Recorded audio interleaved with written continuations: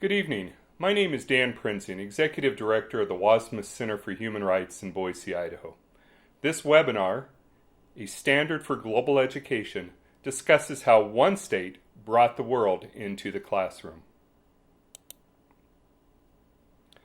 To establish the context for our discussion, I would like to read from a 2009 issue of Northwest Education published by the Northwest Regional Educational Laboratory, which featured the international work of the Wasmus Center for Human Rights in their issue on civic engagement, creating active and informed citizens. The article, A Citizen of the World, acknowledged, and I quote, "Idaho is hardly the first place that comes to mind when internationalism is mentioned. I think people outside the state would be shocked to know who and what Idaho is today."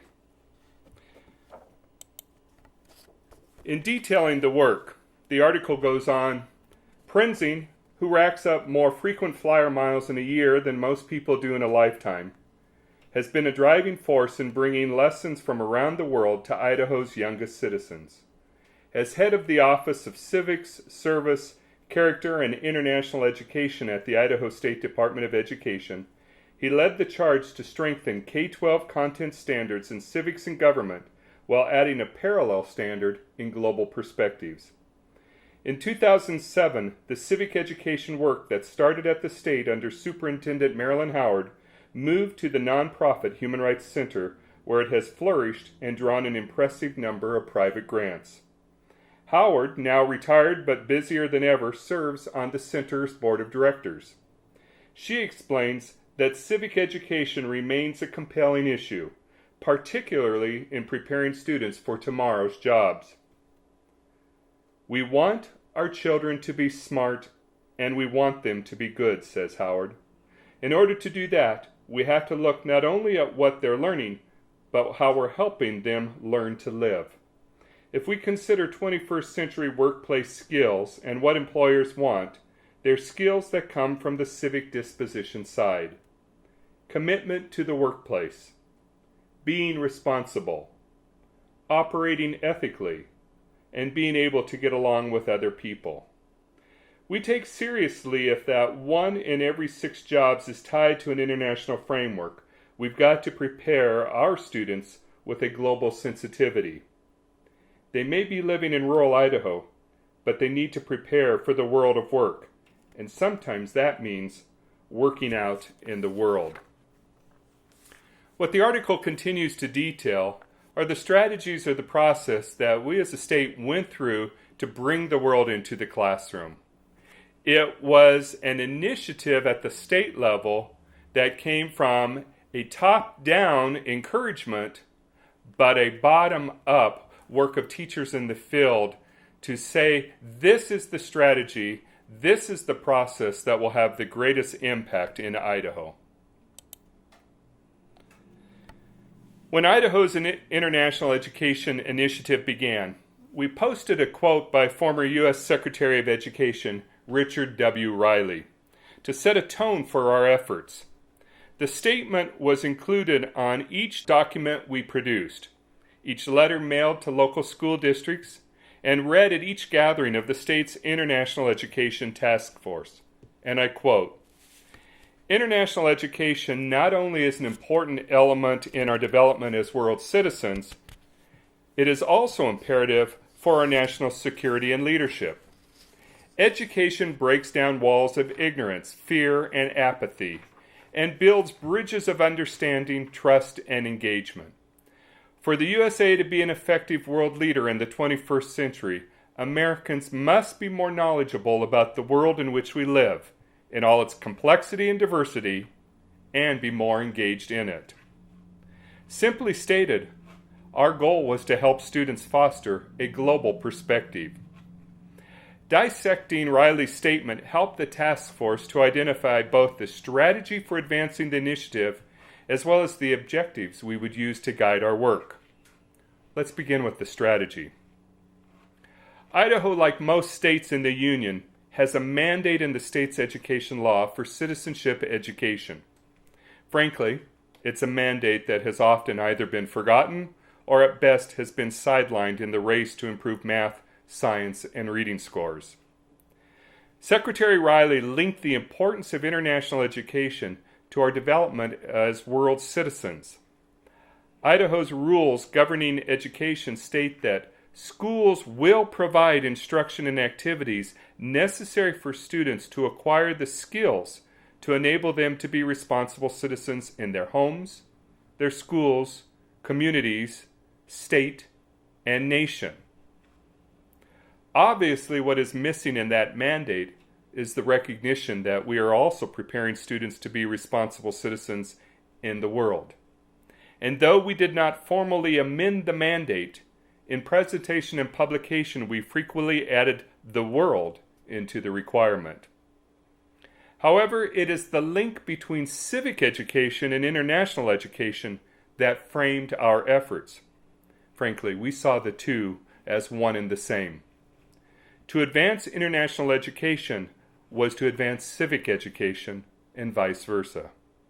As the Asia Society advocates for a world-class education, learning about the world will help students to understand international events that impact their communities, to vote or engage in public discourse with greater understanding of global issues, and to better appreciate the diverse cultures that make up the country's classrooms, communities, and workplaces.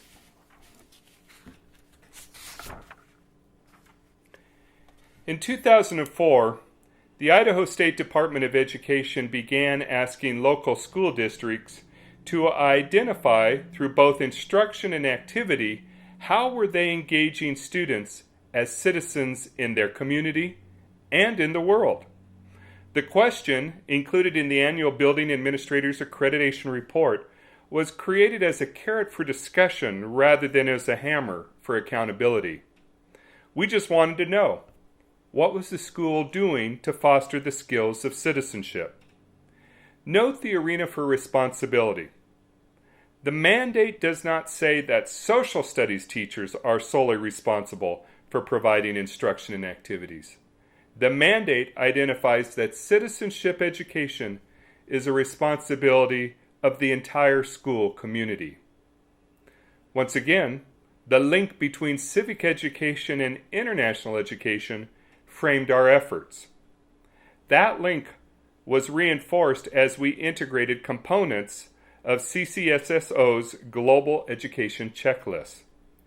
For us, the checklist served as both a guide and a prompt to develop an international education initiative, reinforcing the need for content knowledge, concrete experience, and the involvement of a broad base of stakeholders.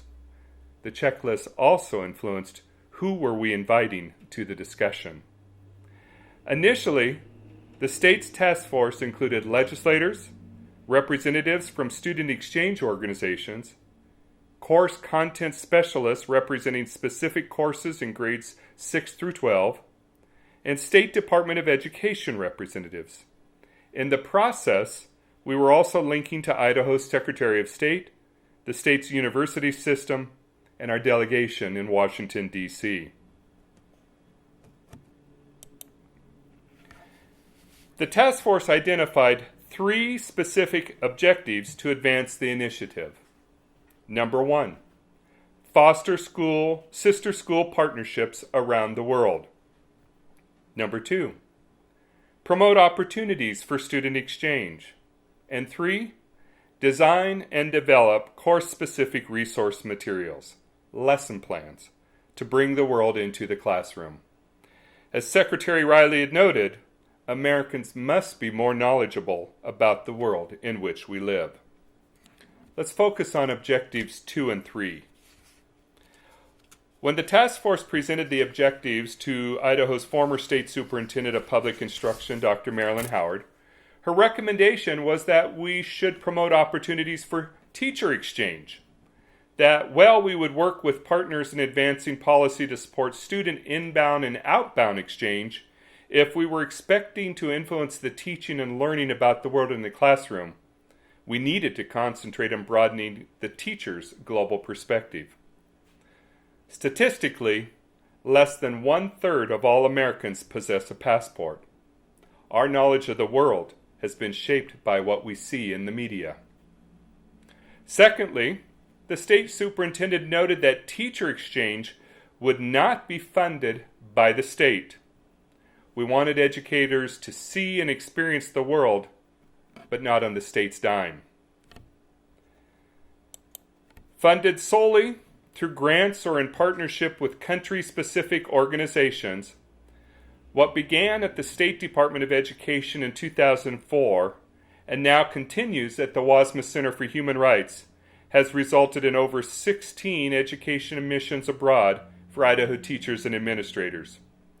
From the first education mission to Germany in 2004, to a recent one to Japan in 2011, followed by a program in 2012, the purpose has always been to provide the participants with a meaningful experience that will shape classroom instruction.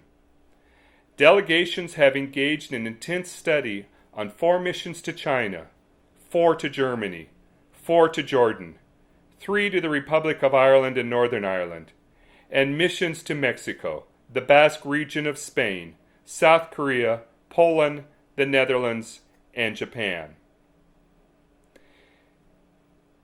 If you're wondering why we went to certain countries, we always linked to important trade partners or cultural connections in the state of Idaho. That first mission to China, our largest trade partner. The mission to Germany, over 1/4 of Idaho's citizens claim German roots. The mission to the Basque region of Spain. Idaho has the largest Basque population outside of the Basque country.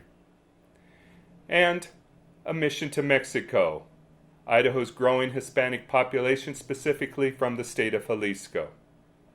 Now, I apologize that I am not with you in person this evening, but we're filming this webinar early because during the week when you're watching this, I'm in Thailand, Cambodia, and Myanmar with our latest delegation.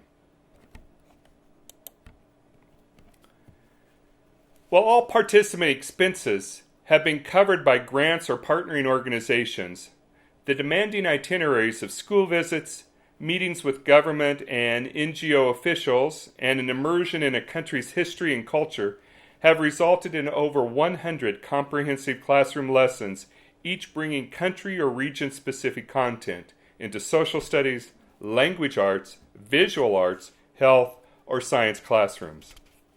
Our investments in the educator's professional development has netted what we hope to accomplish in the third objective of the initiative, to provide resource materials. The lessons, all written by the participating Idaho teachers, are each correlated to the state's content learning standards.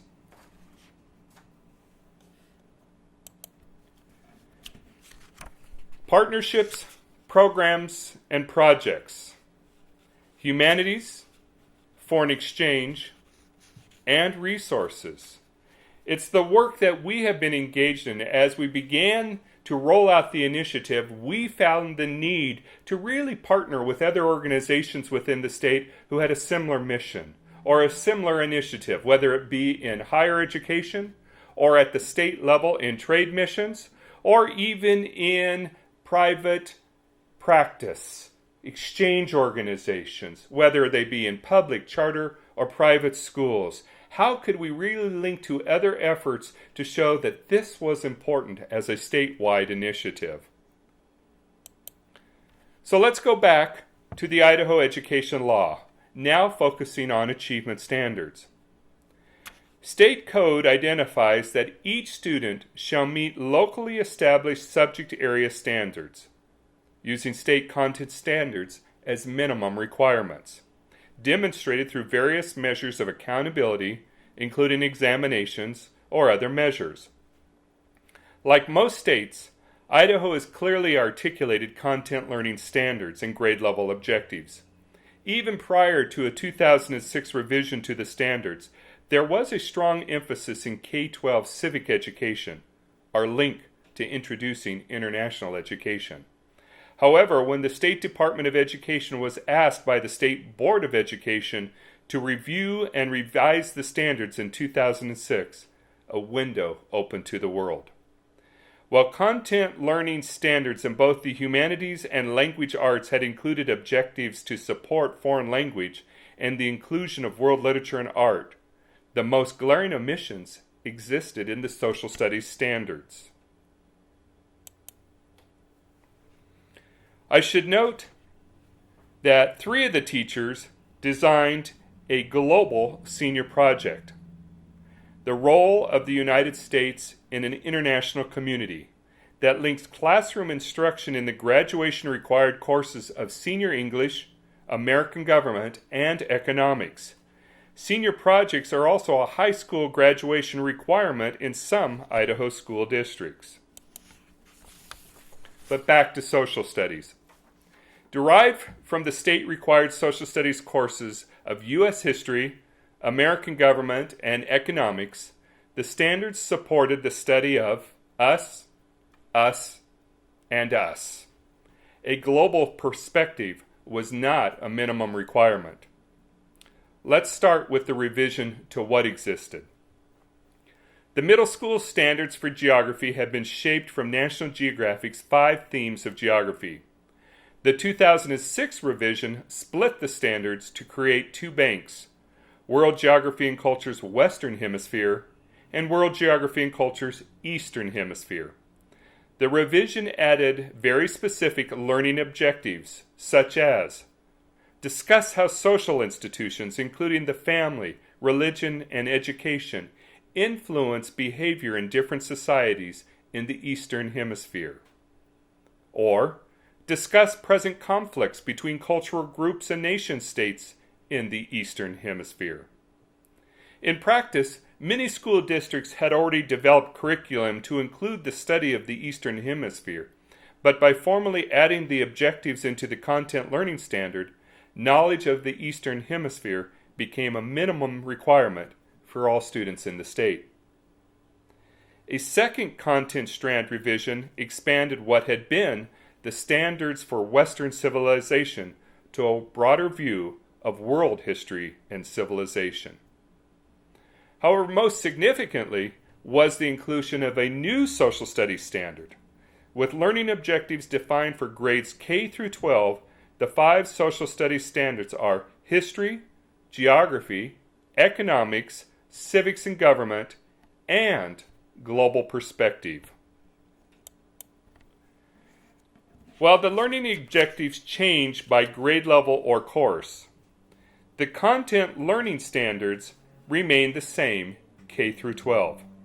The standard for global perspective states, build an understanding of multiple perspectives and global interdependence. Once again, referencing the 2002 Global Education Checklist, the study of the world can be divided into 3 main themes: global issues, global culture, and global connections. Examination of Idaho's Global Perspective Standard highlights the inclusion of those 3 themes. The learning objectives for grades K to 3 introduce the global connections that link the people and communities of Idaho with people around the world.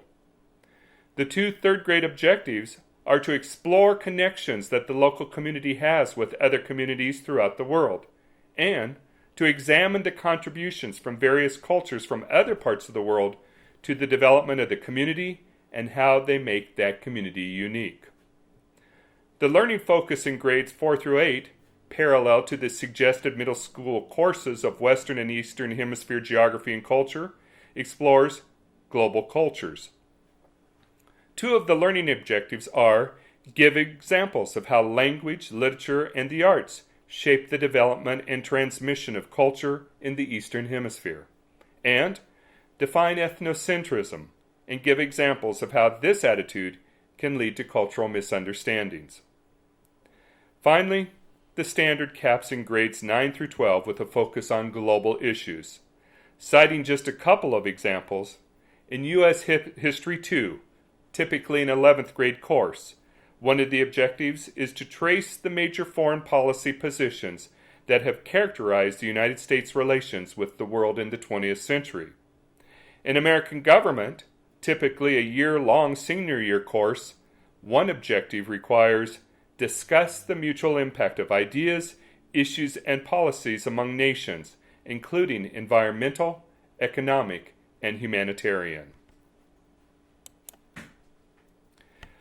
One of our center's core resources is a scope and sequence of human rights lessons for the classroom. The lessons integrate human rights concepts and topics in social studies, language arts, and visual arts courses, grades K through 12. Originally drafted in 2003 and enhanced in 2007 following the state's adoption of the new content learning standards, in 2013 we revised the document with the inclusion of global lessons in human rights and correlated all the lessons to the Common Core standards.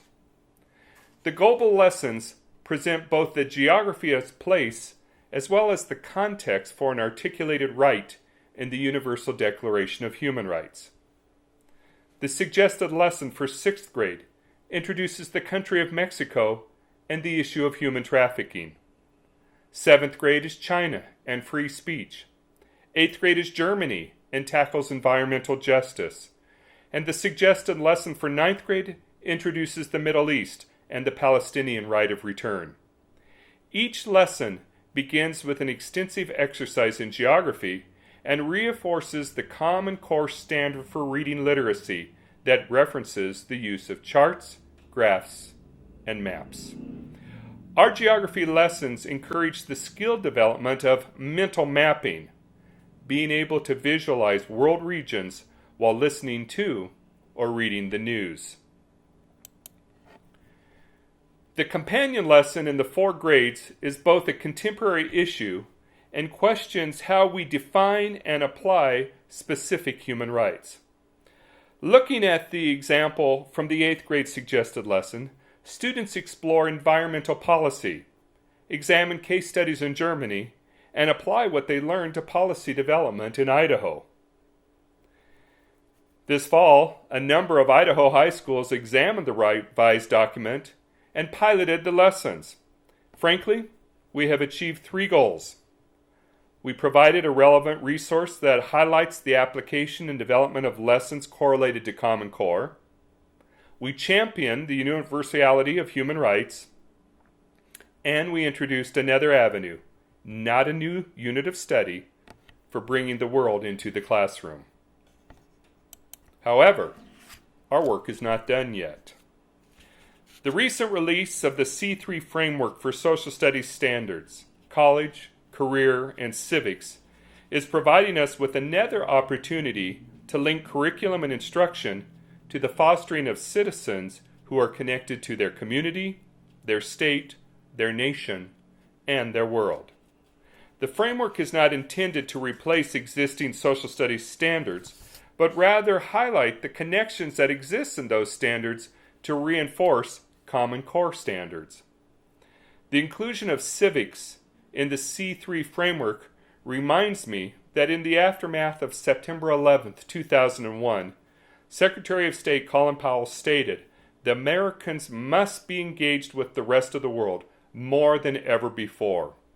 It was what Charles Titus had referenced in his 1994 Civic Education for Global Understanding as a global civic culture that helps Americans recognize their obligations to their own nation and to the planet at large. The Character Education Partnership, funded by the United States Department of Education, prepared a draft paper in 2003 on Pathways to Civic Character, a shared vision for America's schools.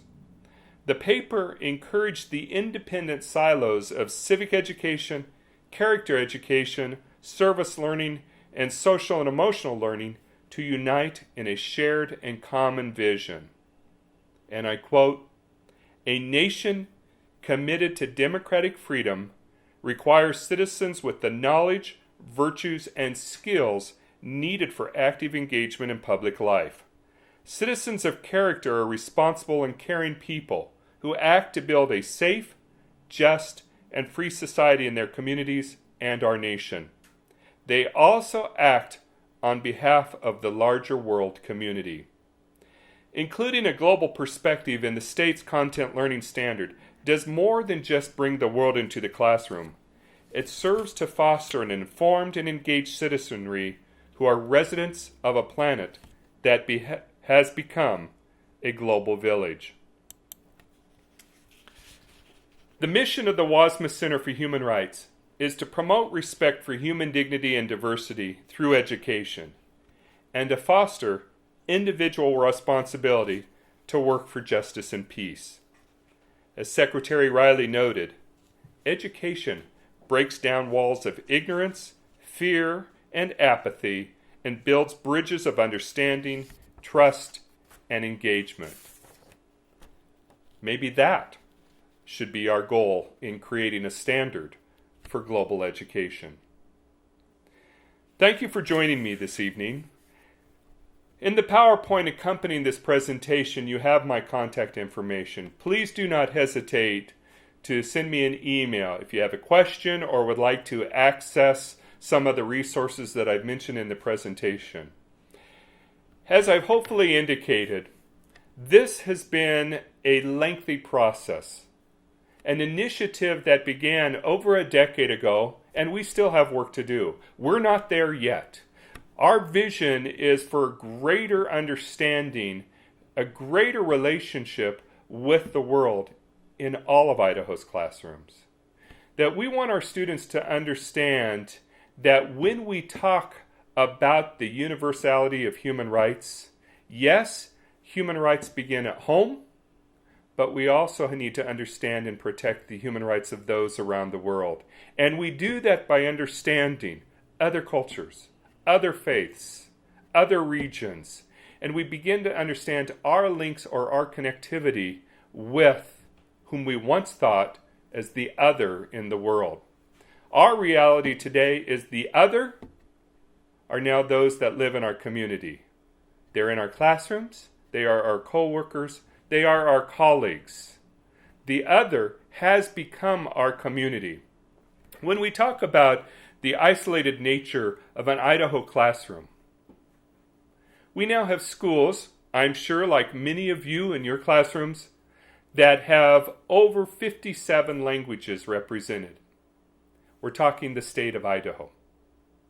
We have schools where the dominant language is now Spanish, that the population has shifted from a majority white to a majority Hispanic. It has changed the demographics of what is happening in the classroom. As I stated earlier, we recognize the importance of preparing students for working in the world. 1 in 6 jobs are tied to an international framework. The thought of living in isolation is no longer practical. It is no longer economically feasible.